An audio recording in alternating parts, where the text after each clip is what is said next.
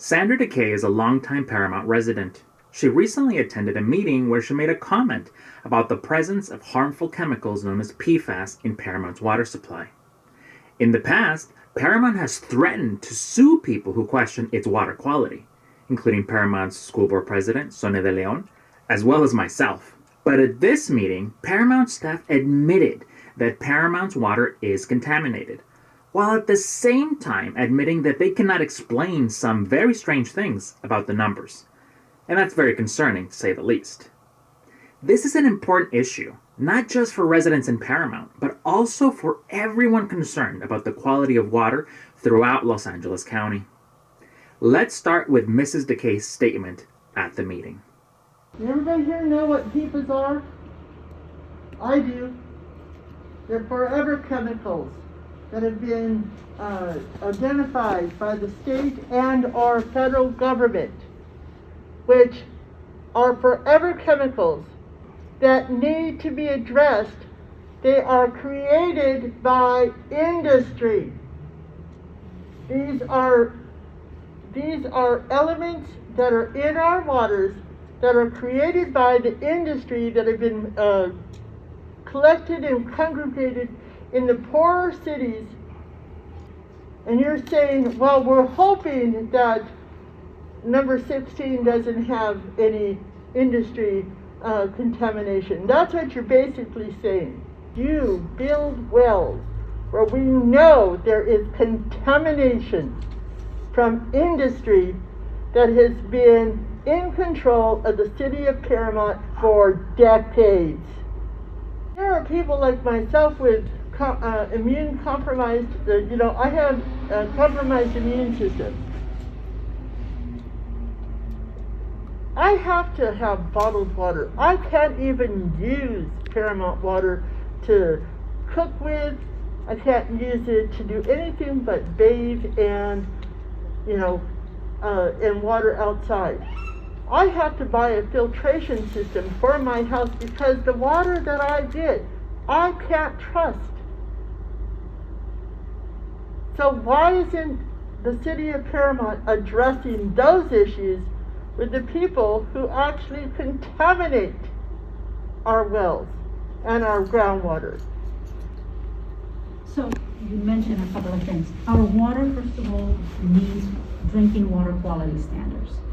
So our water is safe to drink, safe to consume, now, in terms of taste, sometimes people, it's a matter of preference. They rather buy bottled water. That's okay. Again, it depends. It's a matter of preference. But the water is safe to drink and it's safe to consume. In terms of the drilling of water wells, there's a lot that goes into this. Going deep, 1,600 feet below the ground surface, allows us to pull from aquifers much deeper that come from a number of areas. The aquifer doesn't stop in Paramount. It flows a very long stretch. And so it doesn't really see boundaries in terms of city boundaries. It's just the depth of the water where it is found. What the staff member just said is very important for everyone to understand. She's referring to the water underneath the city, to the aquifer, which is a layer of water underneath the ground. It's where Paramount and many other cities draw their water from. She told the public that the aquifer doesn't respect city boundaries. The water in the aquifer goes up and down the area. The cities of Southeast Los Angeles are pulling from the same aquifers. And that's where things get very strange. Paramount's water contamination numbers just don't make sense. They seem off. Because we know that many surrounding cities have water contaminated with PFAS. Just north of Paramount in Downey, the city recently advised residents to seek advice about drinking Downey's water from their own healthcare providers, to consult a doctor for guidance about drinking Downey's water. Translation, the water in Downey is not safe. So if the water in Downey is not safe, how could the water in Paramount be safe? Let's take a look at some of the details of the numbers. Downey says that its levels of PFAS are an average of 37 parts per trillion. Meanwhile, Paramount is claiming an average of 2. Also take a look at the ranges. Downey is saying that their range of testing samples is between 22 and 63 parts per trillion. But Paramount says that it is seeing somewhere between ND, which means not detected, and 7.9, which is a lot lower than the most contaminated water reported by the City of the North, Downey. I went into the meeting knowing these numbers, and that's why I asked the following question to the staff. Let's get to some more questions. So you had a question. Yeah, so I'm very curious. I mean, especially now that, you do point out that, the water flows everywhere. It goes doesn't care about the city boundaries. So then I find it confusing. You also mentioned how, the PFAS levels are not as high here as they may be in surrounding cities. And we know there's been very high profile, investigations on surrounding cities about PFAS. So if the water is flowing, around, how is it the case that Paramount apparently does not have very high PFAS in the water? That is a very good question. I wish I was a scientist that could answer that question. I don't have the answer to that question.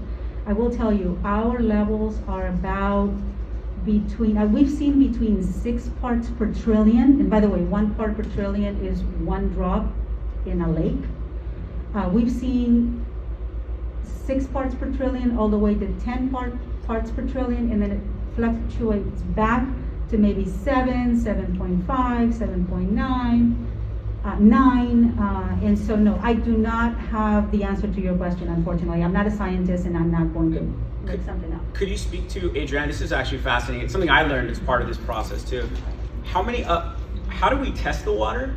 And maybe not the locations, but what does it look like when the guys go out and actually test the water? This is a big deal. Paramount staff do not have an explanation for numbers that simply don't make sense. How can Downey have an average of 37 and Paramount an average of 2? If the numbers provided by Paramount turn out to be incorrect, that means that tens of thousands of families have not been notified about the negative health effects of the water. Because let's get something straight. When the staff said that we're talking about the equivalent of a drop in a lake, that drop in a lake is the amount that scientists are concerned about. But Paramount is claiming that it doesn't need to take further action because its PFAS numbers are too low. But how can they possibly be that low? The staff say they're not scientists and so can't answer that key question about the water quality data. But if they're not scientists and can't be sure about the issue, how can they be so confident that the water is safe? One can only hope that the staff figures out an answer to this question, which they themselves admitted is a good question. There's been very high profile, investigations on surrounding cities about PFAS. So if the water is flowing, around, how is it the case that Paramount apparently does not have very high PFAS in the water? That is a very good question. I wish I was a scientist that could answer that question. I don't have the answer to that question.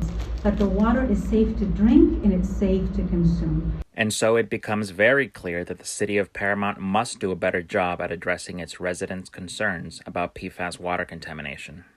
Thank you for listening.